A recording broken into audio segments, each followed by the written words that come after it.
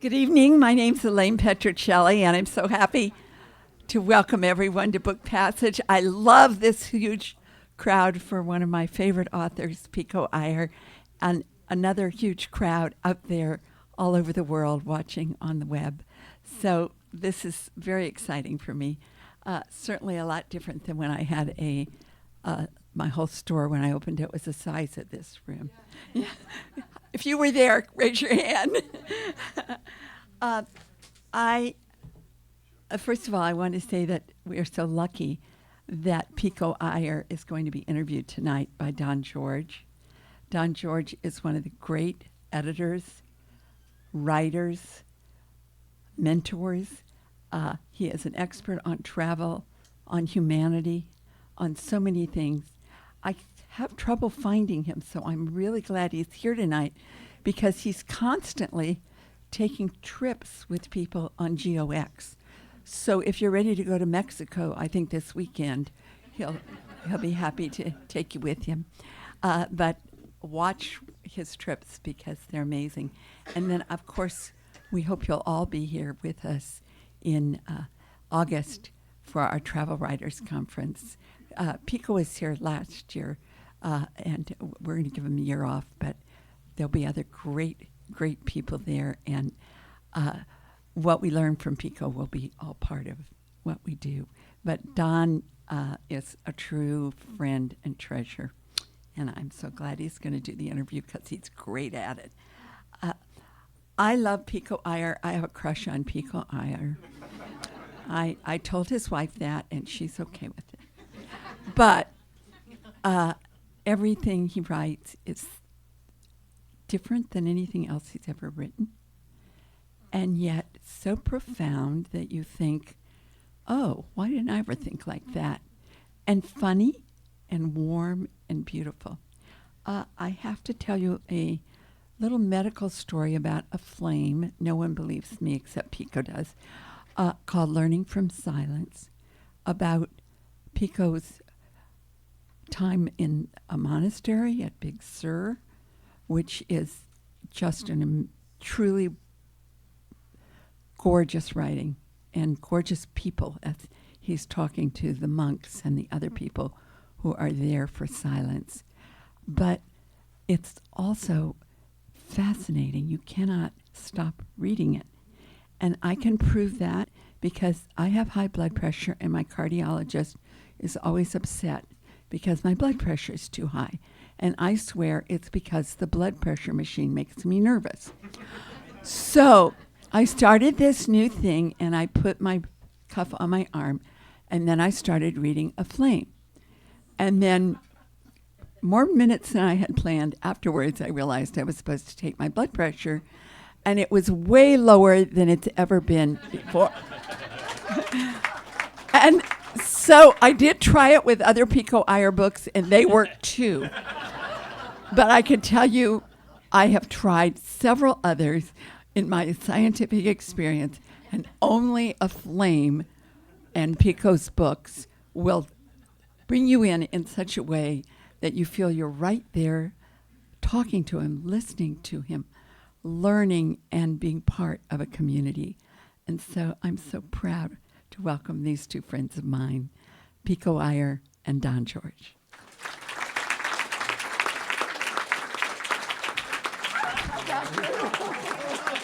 Thank you. I hope I got you some chocolate. That's fantastic. Thank you. We have an enthusiastic audience member. Elaine, thank you so much for such a heartfelt and beautiful introduction. I really hope this will be available at every CVS very soon. And my gosh, I can't believe how many people are here. They probably think it's Salman Rushdie today. But thank you all so much for coming. I mean, there's so many other things, probably better things you could be doing on a Wednesday evening in Marin. So thank you truly for joining us. And just before we begin, I really want to offer heartfelt thanks to Book Passage. I think everybody here knows it's really one of the treasures of the Western Hemisphere. that has sustained, yeah. It's really sustained all of us readers and writers for as long as I can remember. And I think I have presented pretty much every one of my books for the last 33 years here. Elaine and Bill have been fast friends of mine and every writer for 33 years and more. I've been conspiring with Karen for 20, 25 years. Don has been the most supportive and generous partner in crime for, I think, 37 years, since the very first month my first book came out. And I'm so excited to more or less be launching this book here, because it only came out 24 hours ago. So this is the perfect place to send it out into the world. So and the other thing I'll notice, some of you have seen the two of us before. We usually look like Tweedledum and Tweedledee because we're dressed identically, but something's gone wrong. You're wearing a sweater. Anyway, if you take the sweater off and I pour bleach all over my shirt, we'll be on cue. Yeah, indistinguishable. Well, Pico, wonderful to see you. Thank you, everybody, for coming tonight. As Pico said, this is extraordinary to see so many people. What a thrill. How nice of you all to come. Thank you very, very much. And for me, it's always a thrill to see Pico, but we realized in the green room that we hadn't seen each other at all last year, which is shocking. I don't know how I got through the year without seeing you. But I'm happy that we can start the year off this way with this beautiful new book. And one of the things that Pico and I always do when we get together is we go for a long walk. So I would like you to think that we're on a long walk tonight through Kyoto, meandering through the lanes of Kyoto. And I've just invited a few friends to join us, if you're okay with that. We might make it a long walk along Highway 1 in Big Sur. We could do that. That would be very nice indeed. So it's a thrill to see you, Pico, as always. Thank you. Thank you for enriching my life, and I think on behalf of all of us, thank you for enriching our lives with your work. Thank you so It's much. really, really amazing. And this book is one more amazing part of that oeuvre that you've put together. But I wanted to begin by asking you just what the impetus for this book was, or the backstory of the book. How did your relationship begin with the Hermitage, and how did the book, what's the journey of the book? Yes, I'll answer the first part first. And really, I have necessity to thank. One day, a hot summer evening, many, many years ago, I was in my family home in the hills of Santa Barbara. And you know this, I think. But I saw this distant knife of orange cutting through a faraway hillside. So I went down to call the fire department. And when I came upstairs again, it was to see our whole house was encircled by 70-foot flames. It was the worst fire in Californian history at the time. It had broken out just up the road from us, and I was stuck inside it for 3 hours. I grabbed my mother's cat, I ran outside, jumped into a car, drove down our little driveway, and then when we got to the mountain road, I saw we couldn't go up and we couldn't go down. The smoke was so thick we could hear helicopters above, but they couldn't see us and we couldn't see them. And the fire was so intense that no fire truck could get up to us. And the only thing that saved us was a good Samaritan who'd been driving along the 101 freeway. He'd seen a fire break out in the hills, and because he had a water truck, he'd driven up to be of help, and then he, by chance, ended up stranded right next to our driveway. And so when we got there he was in the middle of the road in his shorts, shirtless, with a hose. And each time the fire approached from that direction, he'd point the hose towards it. And then he'd turn around and point the hose in that direction, and then in that direction. And really, by saving his life, he saved our own. And actually, for 45 minutes, we were right under my house. So I could see the flames systematically making their way through the living room and then wiping out every childhood memento and toy in my bedroom, then reducing to ash my next 8 years of writing. My next 3 books were in handwritten notes. And when finally a fire truck could get to us and tell us that it was safe to drive down, I went to an all-night supermarket, I bought a toothbrush, and that was literally the only thing I had in the world. And then I went to a friend's house to sleep on the floor. And this finally gets to the backstory, because one day, many months later, we were slowly reconstructing our lives, my mother and I. And another friend came in, and he saw me there, and he said, "Pico, you can do better than this." And he was a school teacher, and he told me that every spring he took his classes up to a retreat house 3.5 hours north of Santa Barbara in Big Sur.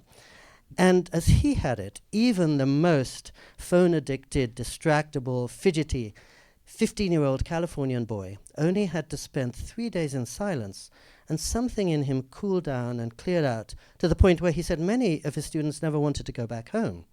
And so I thought, anything that works for a teenage boy, ideal for me. And more than that, and Don had kindly asked me to read this passage, but I'll just speak it. If nothing else, I would have a bed to sleep in and a large desk and a beautiful private walled garden overlooking the Pacific Ocean, hot showers, all the food I can eat for $30 a night. So what was there to lose? And, well, I don't know. Do you want me to take us up into the mountain? Okay. Sorry for the long answer. All of you know that, so I got in my car, I started driving 3.5 hours north. And you know how north of San Luis Obispo, Highway 1 grows narrower and emptier till it's just this vast elemental landscape with the golden meadows running down from the hills on one side and the flat blue plate of the Pacific Ocean in the other. And then I got to this even narrower road that snaked and twisted up for 2 miles to the top of the mountain where the retreat house stood. And I went down to my small but very comfortable room. And at that moment, I saw a rabbit on the splintered fence in the garden. And I thought that rabbit was a miracle. And a little later, I heard bells tolling behind me. And it really felt as if they were tolling inside of me. There was no division between inner and outer. And after night fell, which was quite early because this was February, I walked along the road under this overturned salt shaker of stars, and I saw the taillights of the cars disappearing around the headlands 12 miles to the south. And I really felt calmer and clearer and happier than I ever had before. And on the drive up, as ever, I was fretting about my deadlines and worried about leaving my mother behind and anxious about my tax return. And as soon as I stepped into that silence, which wasn't an absence of noise, but it was really a presence, almost of these transparent glass walls, all of that fell away, as if little Pico and his tiny plans and anxieties were left on the highway, and I could step into something much wider and larger and much more radiant. And the last part of this funny story, or unexpected story, is that this was a Catholic hermitage at New Camaldoli, which some of you know, 20 minutes south of Esalen on top of a mountain just south of the town of Lucia. And I think without a fire, I might not have thought I needed or wanted to go to a Catholic hermitage. I'd grown up, as you know, for 15 years in Anglican boarding schools in England.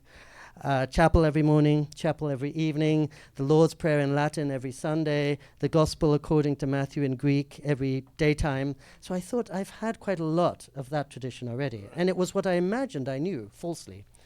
And so had you told me, why don't you go and stay with a group of Benedictine monks? I might have said, maybe not. I'm drawn to more exotic traditions on the other side of the world. And yet 33 years and 100 retreats later, they're some of my closest friends in the world. I think of them as my homies. I mean, I've grown up and old with this small community of heroically selfless and compassionate souls. It's wonderful. So 33 years. Yeah. I have 5 questions in my head at the same time, so let me... I have 11 answers, so be careful. I have to ask, just to backtrack a little bit, because in my brain I had morphed it that you'd lost 1 book, but you lost 3 books. Yes. I lost everything.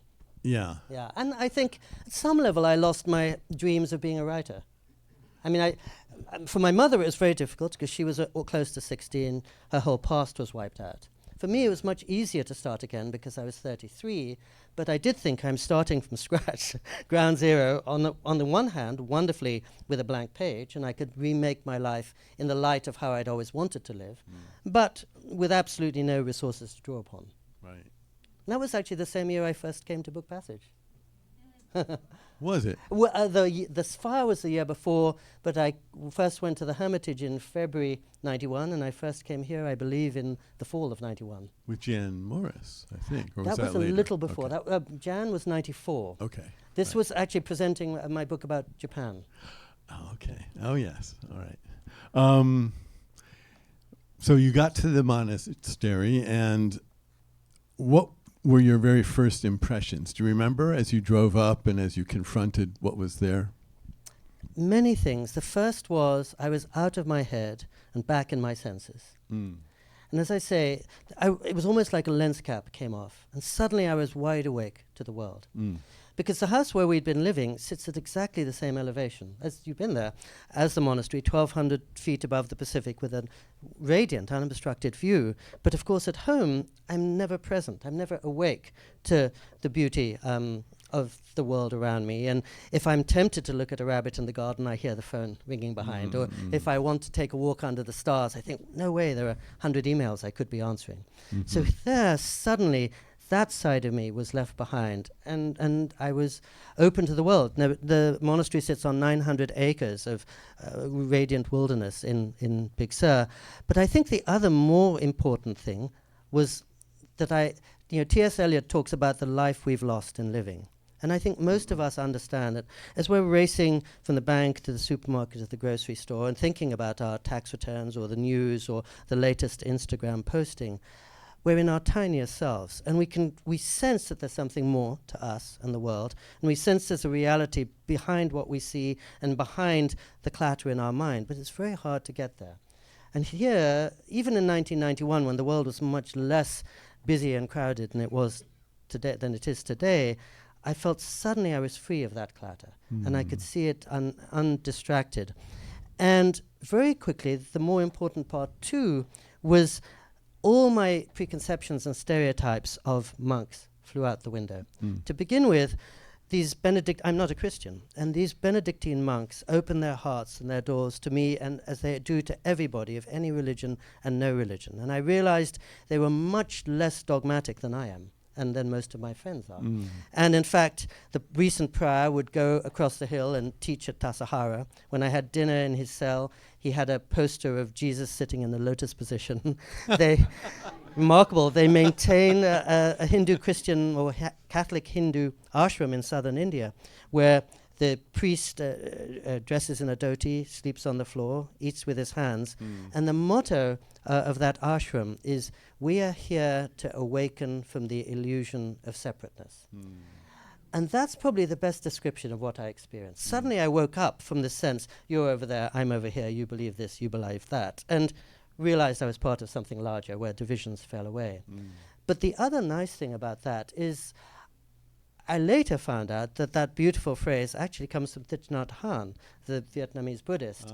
And I thought it's so wonderful that these Benedictine monks are happy to take as their motto the words of a Vietnamese Buddhist. Yeah. When you go into your little cell and you read the pamphlet that they put out, the very first page they say, well, of course, the father of monasticism is the Buddha. They don't mention St. Anthony.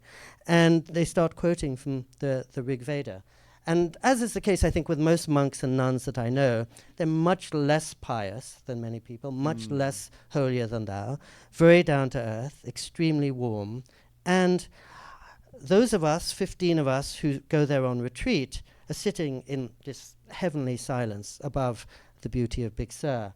But quite often I will stay with the monks now, and it's the opposite of silent and calm there, because they're working around the clock to look after each other and to take care of their guests. And every hour of the day, they're cooking food, and they're fixing generators, and they're taking care of accounts, and they're taking washing. And that's very moving too, because they've devoted themselves entirely to service. And of course, this is true of Buddhist monks and Hindu nuns and others. But in a world where it's so easy to think of oneself as the center of the world, this place quickly disabuses one of that illusion. That's beautiful. I actually was just going to read those sentences, but if you don't mind, I'm going to read just 3 sentences. Please. This is from the beginning of the book where Pico's talking about his first encounter with the hermitage, and he says, "Such a simple revolution." He's just gotten there. "Such a simple revolution. Yesterday I thought myself at the center of the world. Now the world seems to sit at the center of me." I love that. Yeah, I think I say that the I disappears. Yeah. And I think for almost everybody who visits, none of this is particular to me. I mean, I once met you and your wife as you were walking around the chapel there, and I see very close to me here in this room somebody who is helping the monks for many years to look after all the retreatants. And I suppose very quickly when I started going there, and this speaks to the fire, I felt that there was a fork in the road, and success as I'd conceived of it as a little boy lay in one direction and joy lay in the other. And I thought, well, either I can keep decorating my resume or I can try to follow these heroic souls in the direction of joy. And it wasn't a hard decision to make, which is why I flew across the world and started living in the little 2-room apartment in the middle of nowhere where I've been for 32 years. Right. That was a really catalytic experience for you. Yes. And the surprise in retrospect was twofold. One, unfortunately, I never made a lifelong commitment to a divinity the way the monks have. But watching them actually moved me to make a commitment to my longtime girlfriend, now my wife. And I'm not sure I ever would have done that without seeing how much they gained by giving up certain of their longings. Yes. Does Hiroko-san know that? Yes, yes. I've actually, in the last couple of days, I've shared with some people a story from this book, which is that my first year in the monastery, I was staying in a trailer on the hill for, I think, 3 weeks. And one day I went down to the payphone at the bottom of the hill to collect my messages. And I called my longtime girlfriend in Japan, Hiroko. And it was a brilliant, bright April afternoon. There was blue-green water beating against the rocks far below. The slopes were flooded with California poppies and lupins. And she could just hear the light and ecstasy in my voice. And she said, I'm never worried about you finding another woman. I can be more excellent. But how can I compete with a temple? Yeah, exactly. Piercing. It went right through me. And it shook me up so much that a few weeks later, I flew across the world and joined her and her 2 little kids and made that commitment for life. And otherwise I would have dithered for, I'd still probably be here wondering whether I should take the leap or not. That's really extraordinary. That's great. And I think, again, we've been friends for a long time, so you know that I'm an only child. And as a writer, I spend almost all day sitting by myself at my desk, so I love being alone. And so to be alone in this beautiful setting with not a care in the world and no rules and no expectations and a day lasting 1,000 hours really felt like paradise. But the longer I stayed and the more I watched the monks, I did see how solitude was only a means to the greater end of community. And that the only point of being alone was to have more to bring back to the people you care for and the people to whom you have responsibilities. So in that way too, I hope it cured me a little of my tendency to be alone, or to think that aloneness was a good in itself. And as soon as I go there, at some level I realize I'm never alone because my loved ones are closer to me in that space than often when they're in the same room. Right. And whoever, when I walk down that road, whomever I meet for the first time, a complete stranger who happens to be staying there, instantly feels like a trusted friend. Because we're joined not by our job or where we went to college or which football team we're supporting, but by the fact we sought out this silence. We're joined at our deepest levels, and we're not distracted by the fluff of resume or surface particulars, but joined at the core. Wonderful, beautiful. You're talking about the really some of the core epiphanies at the heart of this book that were so moving and revealing to me. I love this book. And thank you. The progression and what you're learning as you're going along. I wanted to ask you about that. 33 years ago, you just had been introduced to this wonderful place. How has your relationship with it morphed through the years? And when did you decide you wanted to write about it? And kind of what's the journey there? The beauty of that place is that surface details are constantly changing, and the silence, the beauty, and the radiance never change whatsoever. And I step into exactly the same silence, even half a lifetime later. I have changed and devolved and withered quite a lot, but it hasn't and won't. And I think to encounter somewhere that seems to live to some degree outside the world of change makes loss and impermanence and death much less scary. I remember at one point, a long time ago, soon after I began staying there, my father was suddenly rushed into the hospital, and 2 weeks later he was gone at a relatively early age. And being an only child, it was a tremendously busy time. I had to look after my mother, had to take care of the memorial and the obituaries and the condolence calls and inform friends and family around the world. It was as crowded a time as I can remember.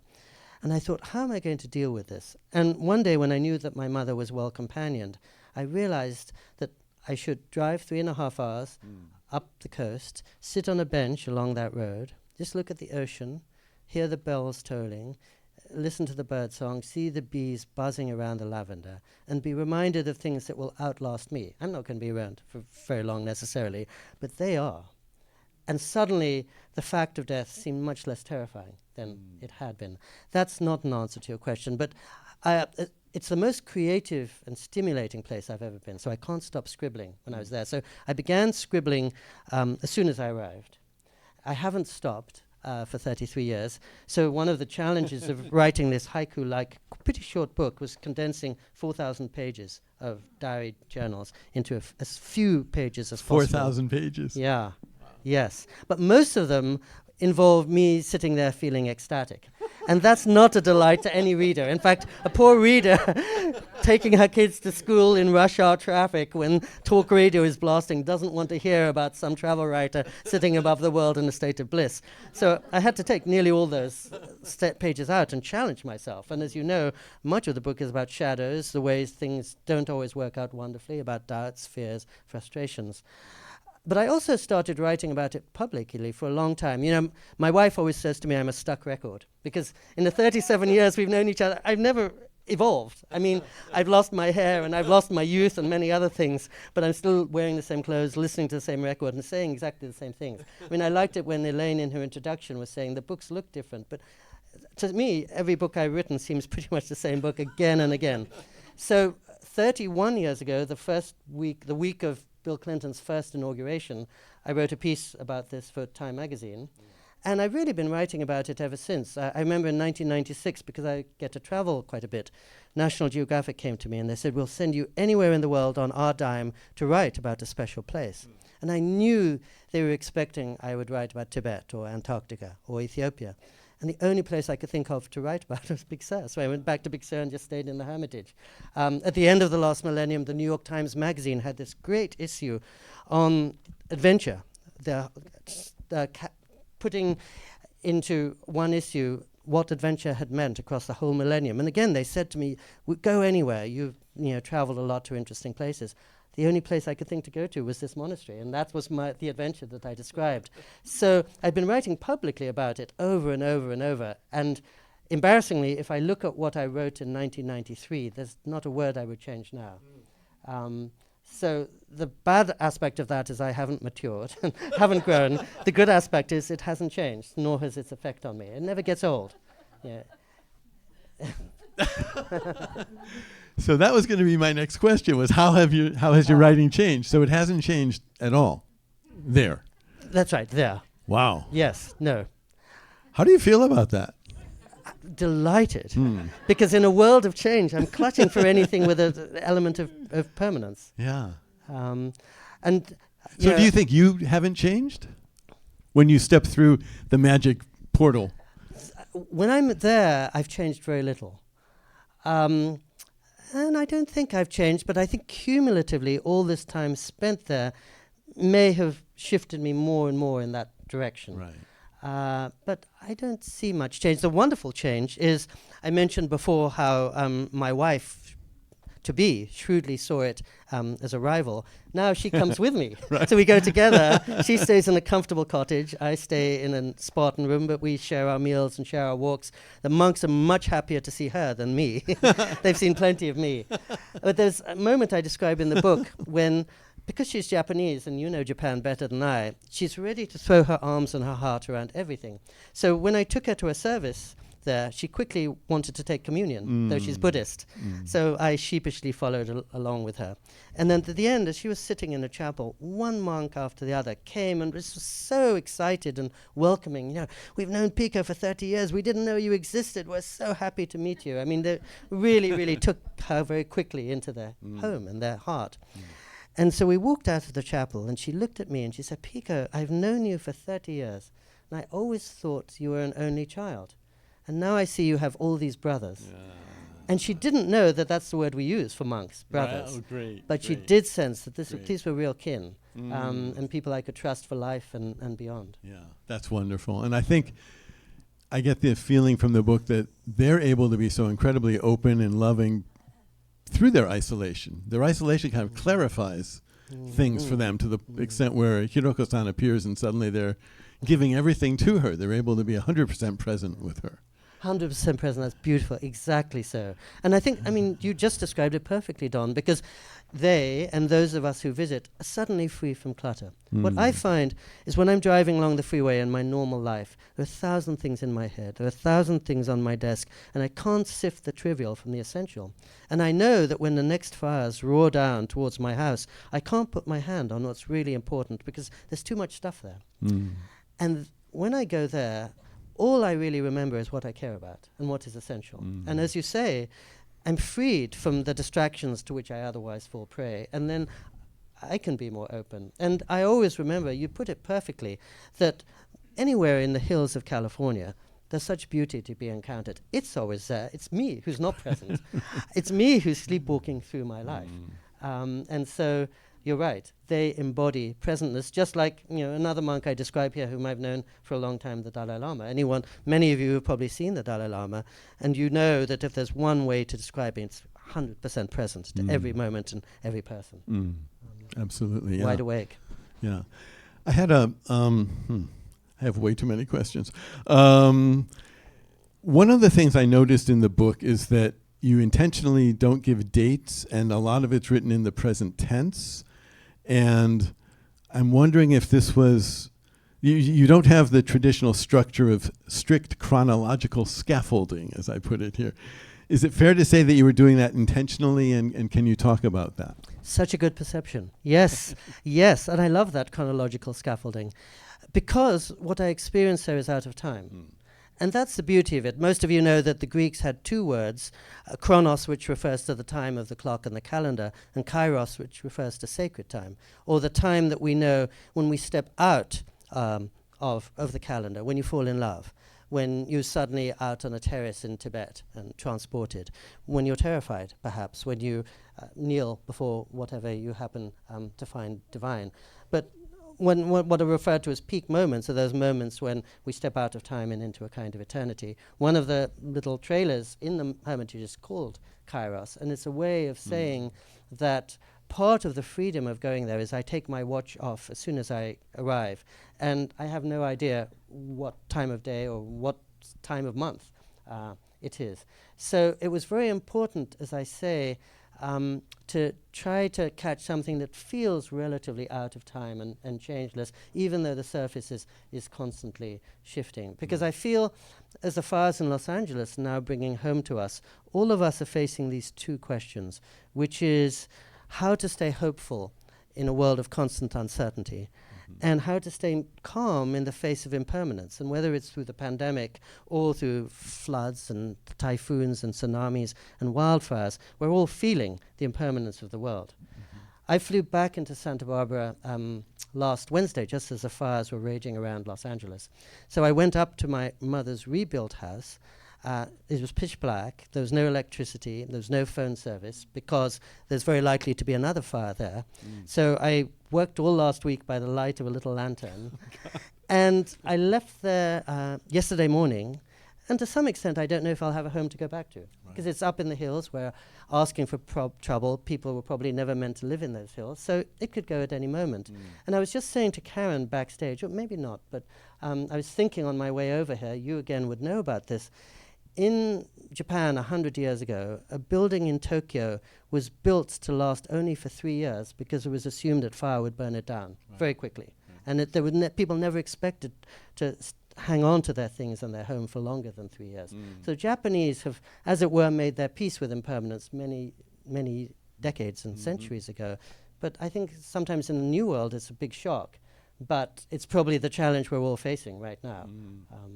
I remember once you and I were doing an event at the other Book Passage building at the ferry building, and you returned home and found that in your absence you'd been burgled and your computer was gone and everything was gone. Yeah, everything was gone. Yeah. And so the question I always ask myself is, what do we have to bring to the ICU when our loved ones are there or when we are there?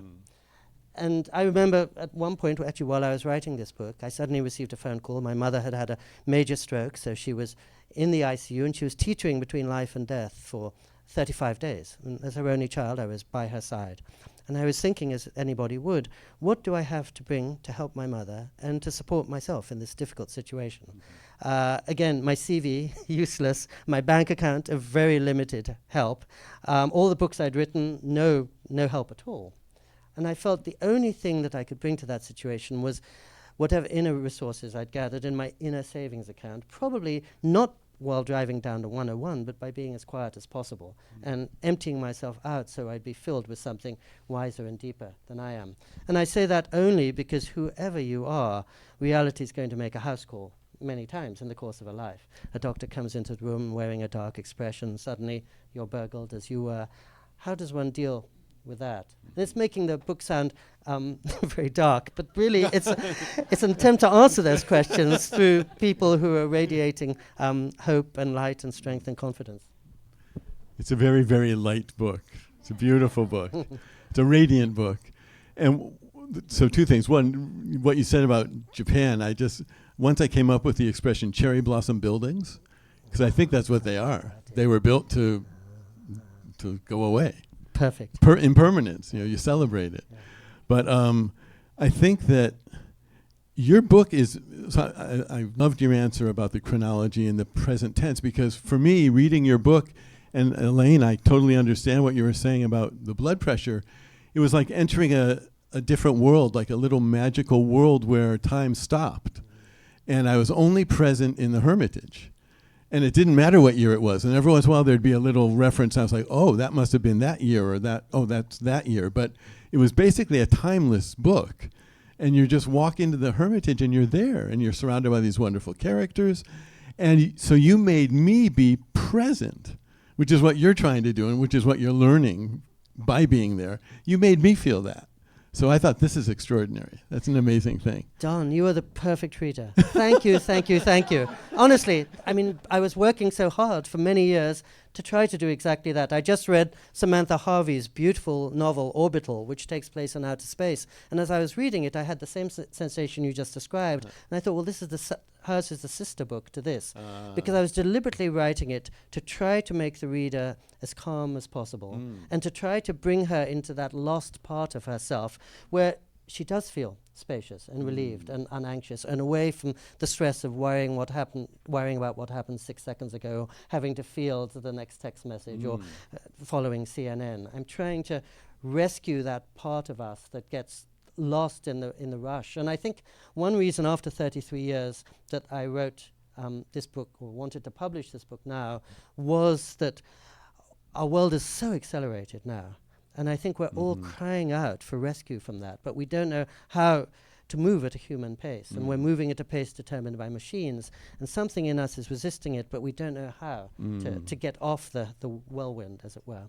And the two other reasons that I thought I should bring out this book now were that I've never seen our nation and our world as divided as they are now.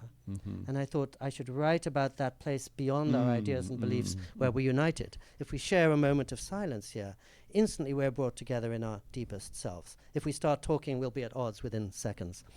And I also noticed that my friends were more despairing than ever, and I thought, how can I give some useful medicine of the kind that Elaine was describing, but also just to try to bring somebody down to the speed of life rather than the speed of light. Right. So just the way that you described, free you from your clock, from those external considerations. I mean, even when I went there in 1991, the external world was loud, and it was hard to reclaim the inner landscape.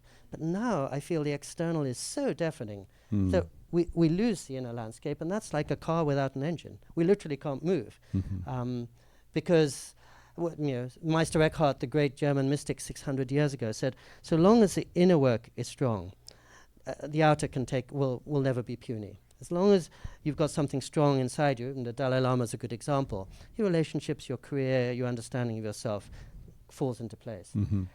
But if you haven't built the foundations within, as monastics do so strongly, you're just lost each time that the tide comes past.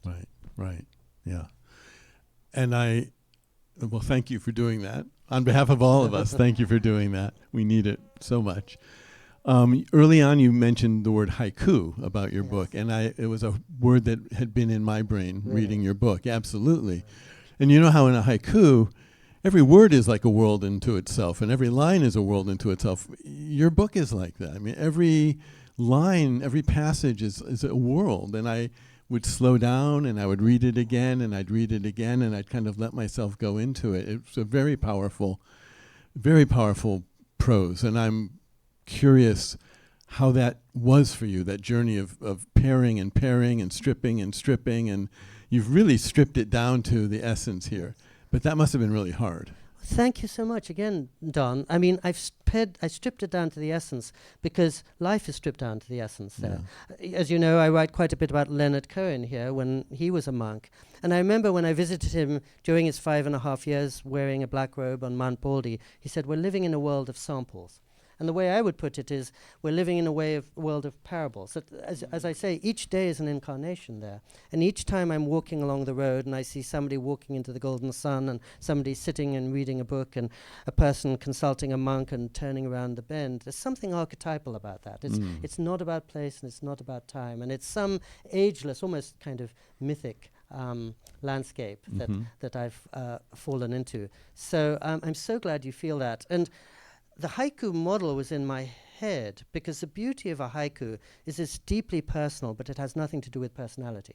There's no I in a haiku, essentially.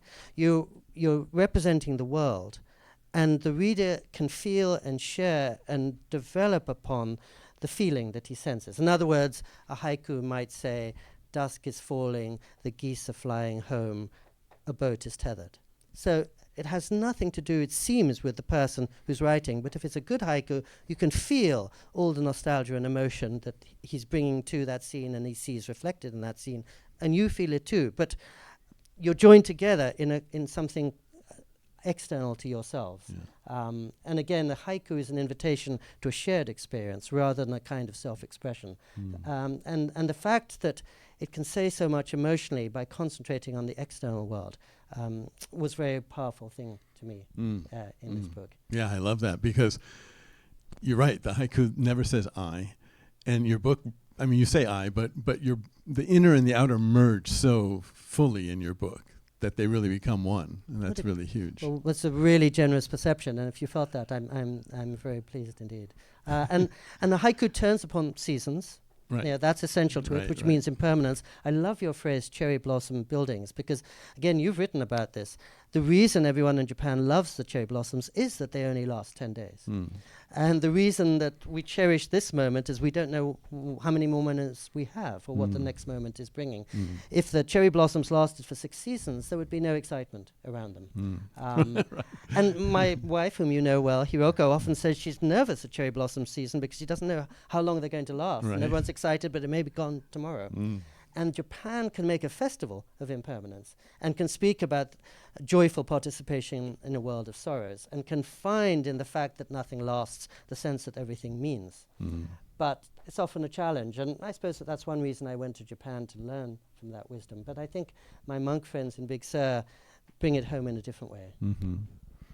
How has your sense of silence transformed in the 3 decades that you've known the Hermitage? You're asking such beautiful questions. Again, I think the beauty of silence is, of course, it stands outside of time.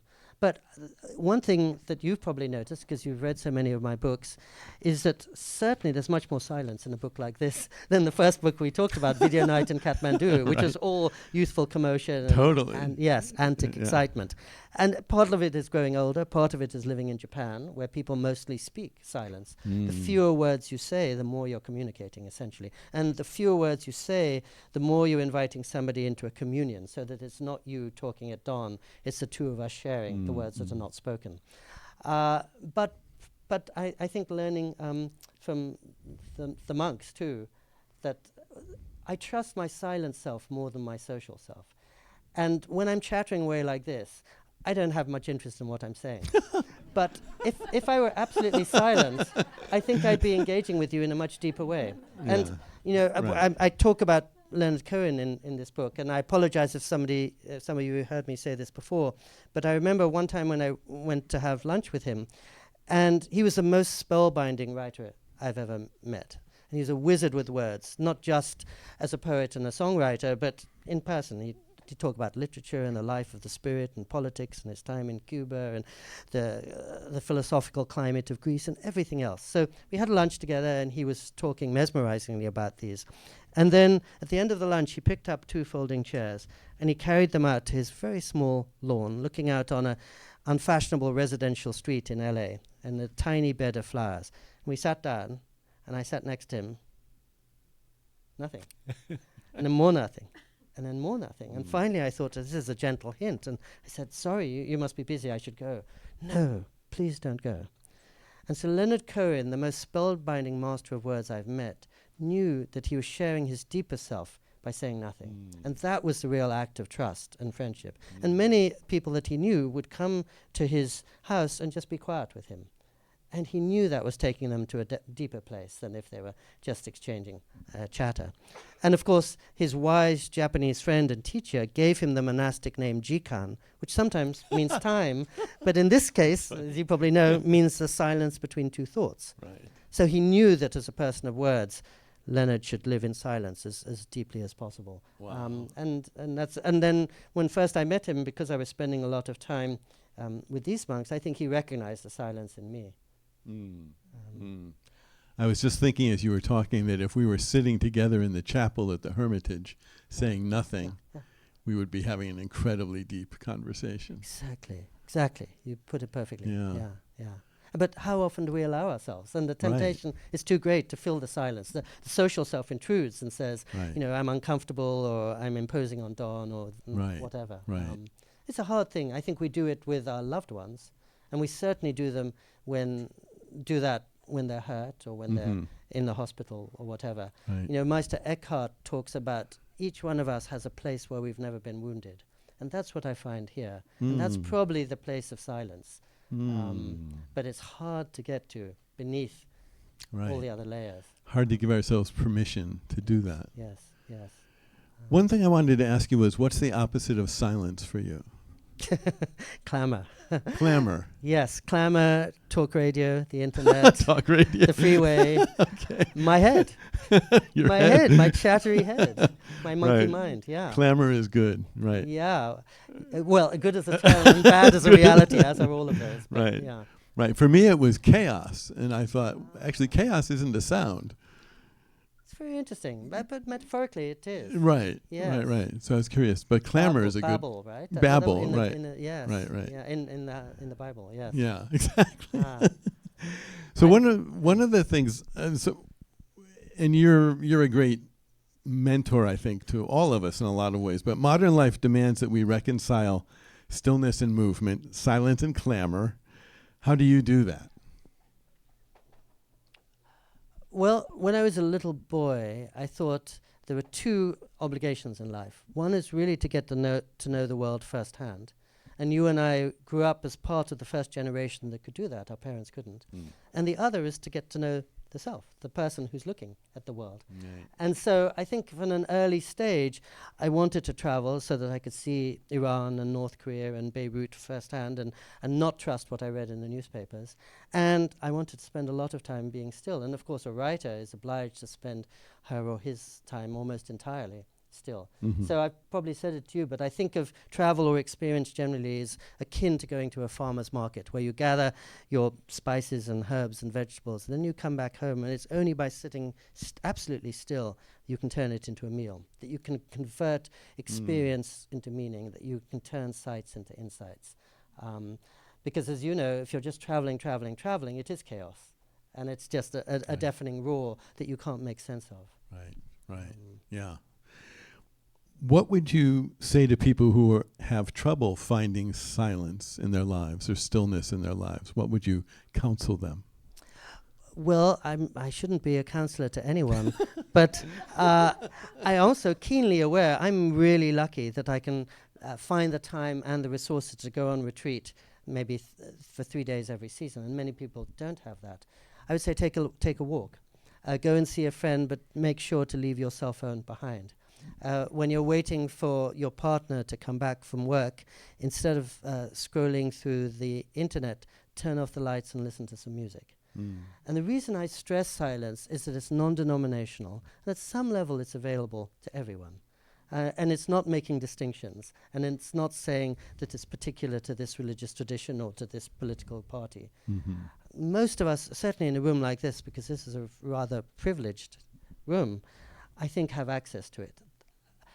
Ages ago, Simone Weil wrote, "The problem isn't that bread isn't available. The problem is that we won't acknowledge we're starving." So I think some of us feel that we're starving, that we're longing for something.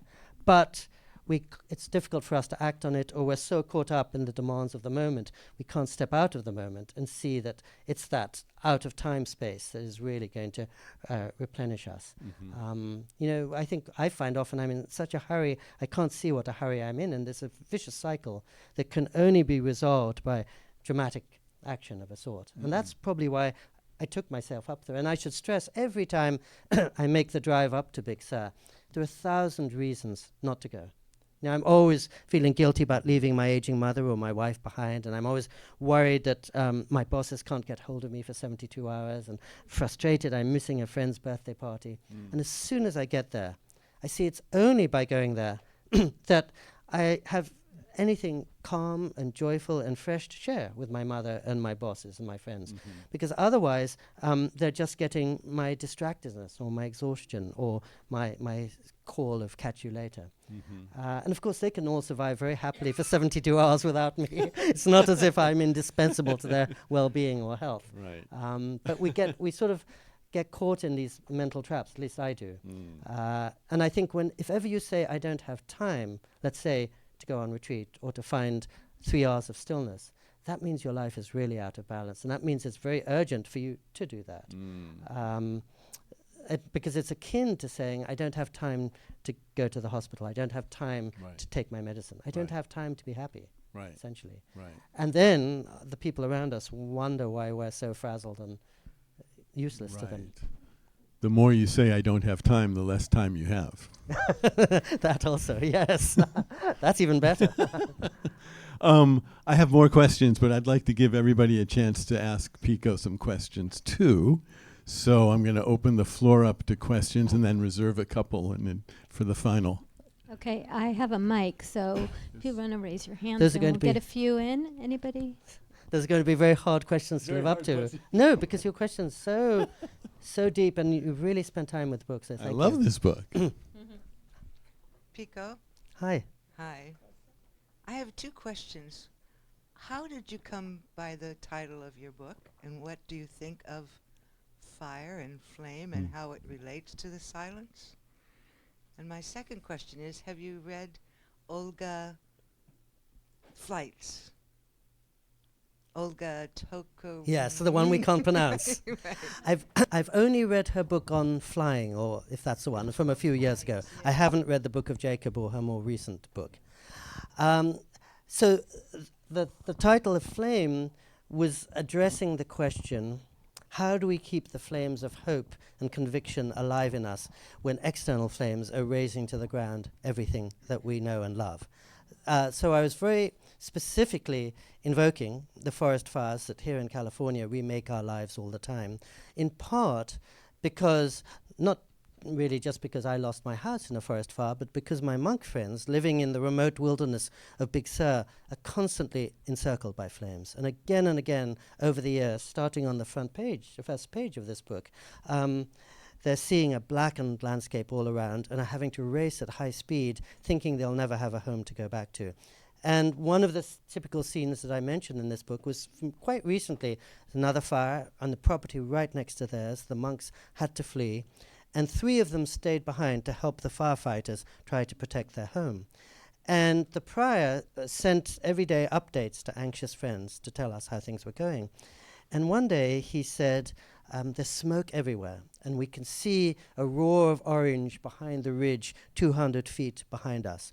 But don't worry, we're maintaining our offices, we're conducting vigils and vespers and matins in the chapter room as ever. Blessed day all. Blessed day all. He said on the day when he could very easily have lost his life and lost everything that he lived for in his monastery. And so, talk about keeping the flames of hope alive in the middle of literal flames. There's a perfect example. In a very obvious way, I was invoking, there's a famous story from the Desert Fathers that Thomas Merton quotes, in which a young monk visits an older monk, and he says, I do everything right, and I practice good deeds, and I read the Holy Scriptures, and I try to be kind. How can I become more evolved? And the older monk turns to him and says, if you so wish, you can become all aflame. And of course, that's what monastics and mystics are aiming to do.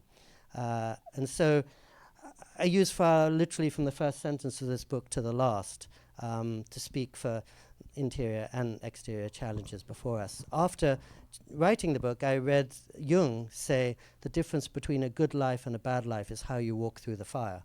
And at some level, I think we know all of that. And if you turn to T.S. Eliot and anywhere, it's all the burning bush in some ways. Great. So I have an observation based on my own experience of monasticism that I would really like for you to respond to. So I visited New Camaldoli. I have lived as a resident in a couple of other monasteries. And the experience of spaciousness and calm and nothing you really have to do, that's the visitor's experience. And so monasteries these days have to support themselves, unlike the Middle Ages. And I appreciate that you said that the monks are working hard all the time. And I was working in a monastery in the guest program, and we had to turn over the rooms. We needed to change the sheets, do the laundry, clean the rooms. And someone who's checking out says to me, "It is such a calm life here." Which it just isn't. And the other thing is that I've read the beginning of your book, and you say that you're with these other people, and you're stuck with a very small group of people, and you don't go home at night. You're with them all day and all night. And I met a man who had done research on Christian monasticism, and he had visited a large number of monasteries, and he concluded that maybe 10% of the people there were there for the right reasons. I think that was pessimistic, but I understand because that was my experience. People may not think that the monastic life is easy, but you are relieved of a lot of responsibilities, and other people take care of a lot of things. So you're describing an experience that is the visitor's experience. Perfectly said. And I'd say the first 2 chapters are about the radiance of a visitor, and the last 3 are when I'm living with the monks and seeing, just as you say, that their duties never end, that I found it so hard to get married, but they have committed themselves to life, to looking after others, people that perhaps they never would have chosen to live with, just as you say, that their vow of obedience isn't just obedience to their God or to the prayer, but to every one of their fellow brothers, many of whom are constantly annoying to them and whose personalities clash. And it is absolutely human environment, like any work environment, with all the personality clashes that ensue. And I'm sure you've read the wonderful recent book Cloistered by Catherine Coldstream, which I think holds in fine balance these 2 elements, which is that she became a nun in England for 12 years. She found the other nuns extremely unkind to her. She found the politics wearying. She found the sense of hierarchy defeating. She found the human element got the better of her, but she never lost touch with what had taken her there in the first place. In other words, there's something beyond human that made her try to give her life to that. And she found herself in this mortal, fallible environment that was as difficult as living with a group of contentious strangers anywhere else. So she left, but her commitment to that tradition and that spirit is as strong as it ever was. There's this great novel, In This House of Breed, which is very similar, and it's all about the politics within a convent.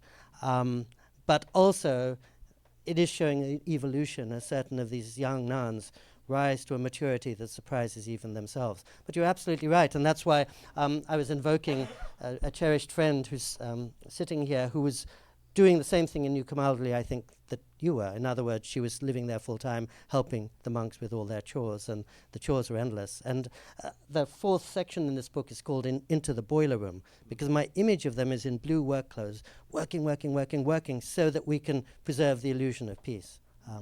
But I really appreciate your comment. Thank you.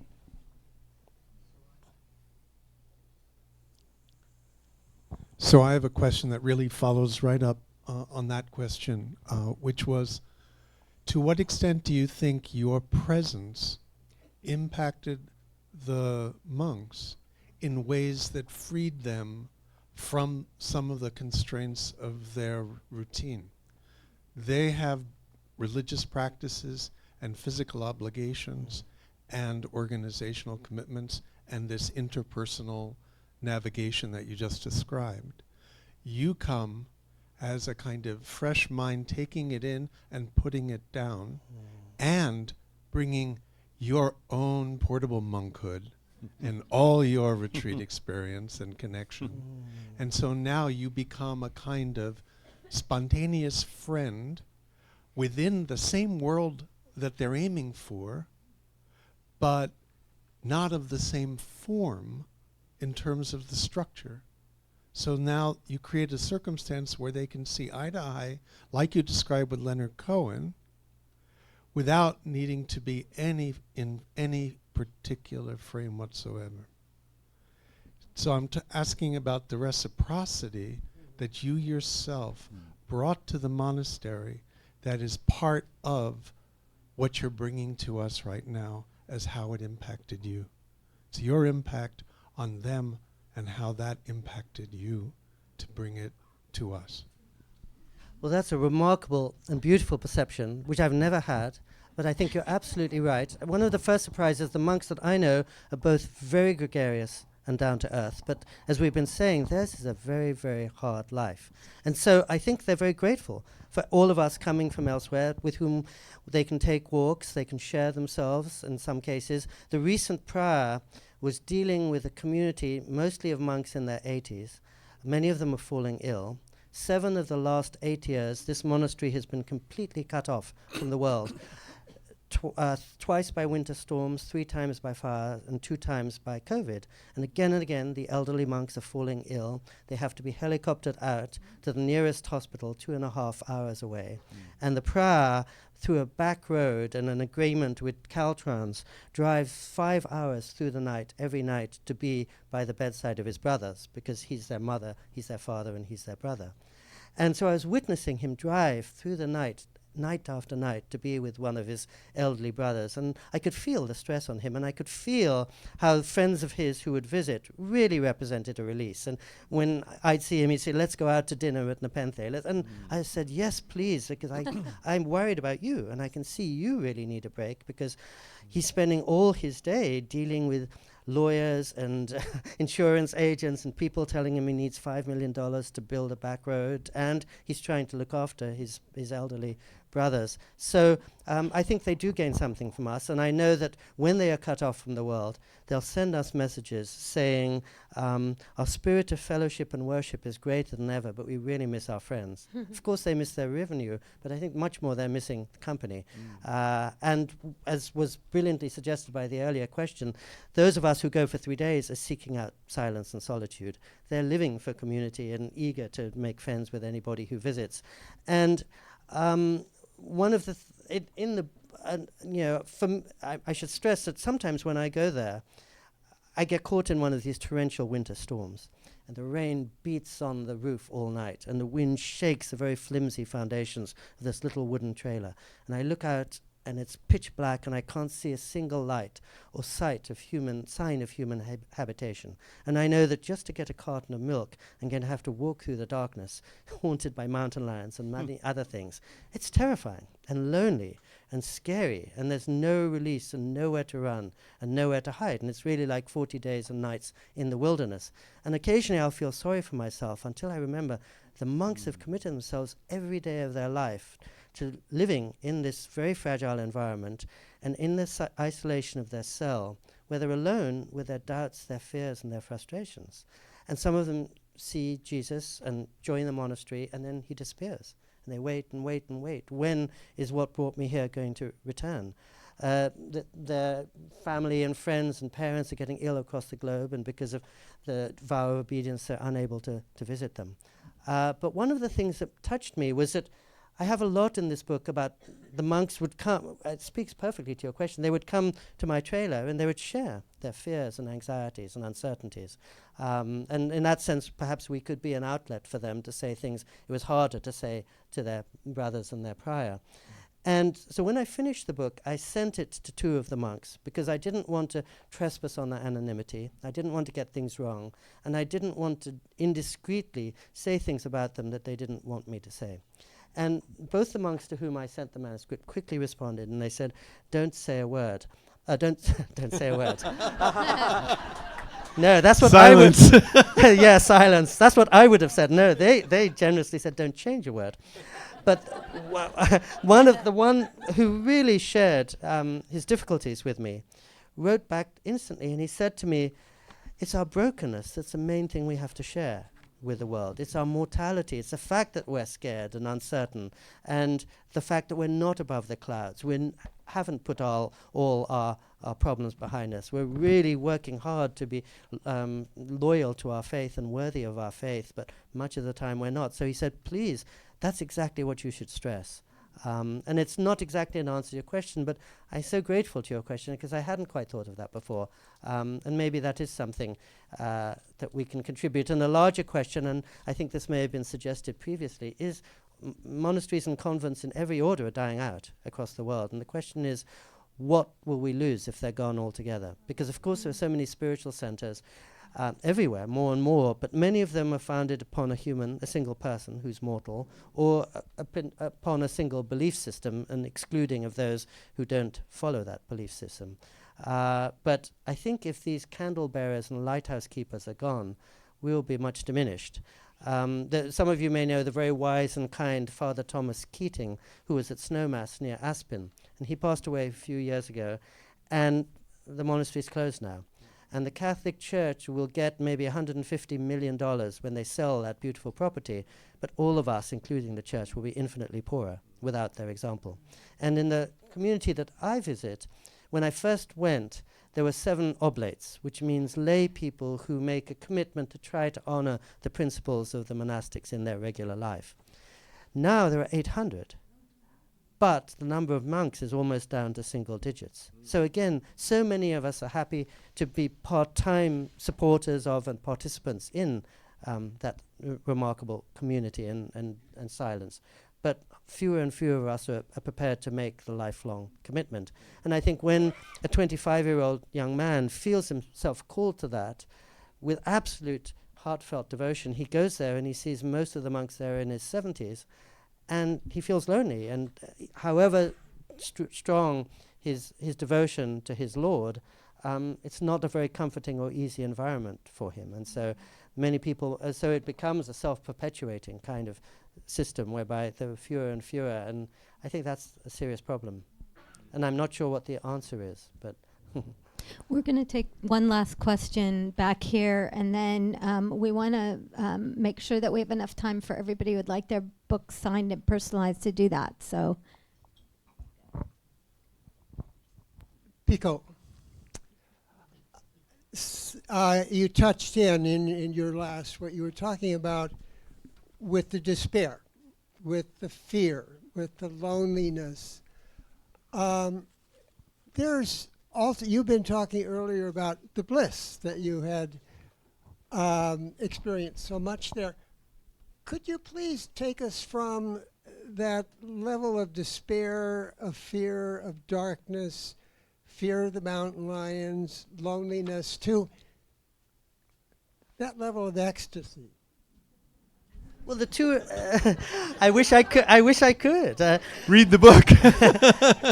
The two are inseparable. I mean, Thomas Merton says wonderfully, anyone who comes to contemplation in search of something is going to be disappointed.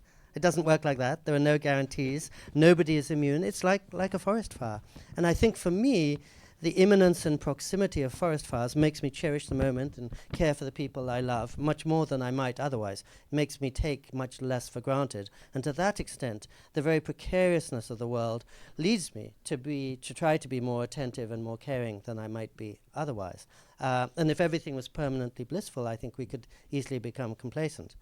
So it's a very fact that, as a famous Zen teacher said, a Zen monk's role is to put down his cushion on the edge of the abyss. And I think my monks are living in a remote wilderness that's very close to the edge of the abyss. So they're not committing themselves to as has been said, they're not committing themselves to lifelong bliss. And those of us who go and find nothing but bliss are deluding ourselves, because the weather changes inwardly and outwardly. And none of us wants to live in a world that's always sunny. We need the dark. We need the moon. We need winter as much as summer. And so the bliss is a wonderful reminder, because it's like medicine. If you're suffering and if you want your heart rate to go down, there's something nearby that can help you, but that's not going to keep you alive forever, and it's not going to keep death from your door. So I think I feel I have to keep the two in balance. And I think you have one or two final questions, don't you? Yeah, I was just going to say, the book really is an immersion in that voyage between the two poles and how they really become one pole. So I said read the book somewhat lightly, but really read the book. That really is what it's all about in a lot of ways. I have one quick question and then one maybe not so quick question. But the quick question is, are you at all worried that your beloved hermitage will be overrun after your book inspires others to visit there? Not at all. I've been writing about it for 33 years. There's only space for 15 retreatants, and the more people who can help the monastery stay alive, the happier I am. Awesome. Okay, great. So we'll see you there. We'll all go. Well, and one reason I made it out of place was it's not about me and it's not about this place. Right. In other words, there are retreat centers everywhere of this kind, including in Marin. Right. So not many people can make the trip to Big Sur, but there's somewhere in your neighborhood can offer you some version of the same. Absolutely, right. The last question is, love is my favorite word in the English language. And I wanted to ask you, in your mind, what's the relationship between silence and love? Oh, what a question. That's what we know and experience when we're with the person we're closest to in the world. And we don't have to put a name and explanation for it. Don't you think? The person, by definition, the person we're closest to is the person we can most share silence with, and words are least necessary.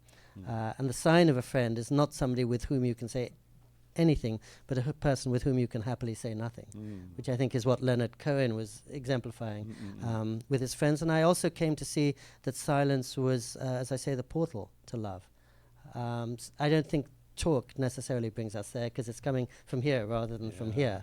And silence is freeing us from our thoughts and bringing us closer to where we have a greater sense of communion. I'm so happy it's one of your favorite words. When I read the audiobook for this, I noticed that the four words that came up again and again and again, even though I try to do justice to the darkness, are love, light, joy, and gold. So that's sort of how I think of the book. But I'm not trying to bypass the challenges. Right.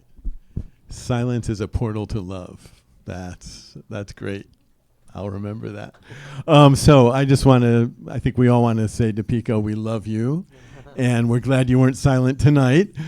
And thank you for all the work you've done. Thank you for this amazing book. Thank you for this amazing conversation. Thank you for the most soulful questions I'm ever going to get. I really appreciate it. Thank you. That was absolutely perfect. Loved it. Thank you so much. Thanks to all of you. I don't think our online people are still on, are they? We'll say goodbye to them right now. Don't go away. If you want a signed book, just email us. We'll try and get you one, or at least one with a book plate. And I wanted to say that for those of you who would like to hear this amazing audio, Book Passage and other independent bookstores work with a company called Libro FM, and they have everything those other people who are going to be, who I will not name, have, except that a little bit of it goes to your independent bookstore. I hope you'll choose Book Passage. Once you sign up with your bookstore, then you're signed up. Each time you go on, they have amazing deals. And also, they don't keep track of what you read, and they don't sell it or share it, just like Book Passage. So I hope that you will listen to the audio, because it's fantastic. We're going to take a little break while we set up for signing. Pico and Don, we're going to force them into their room. And as you are ready to have a book signed, if you'll line up in that center aisle, we'll help you get your books signed. And Pico has graciously said he will do Post-its. And even if he keeps talking, will you say, I know there's lots of people behind me? Because we know Pico. I'd like to give a shout out to Zach Ruskin. How many people saw the article in the Chronicle this weekend? Zach, it's a gorgeous article, so if you haven't seen it, please do. But what he did in that interview with Pico, I looked at that and I thought, we better get 100 more books fast. So thank you all. We'll help you get, and when you're in line, if you decide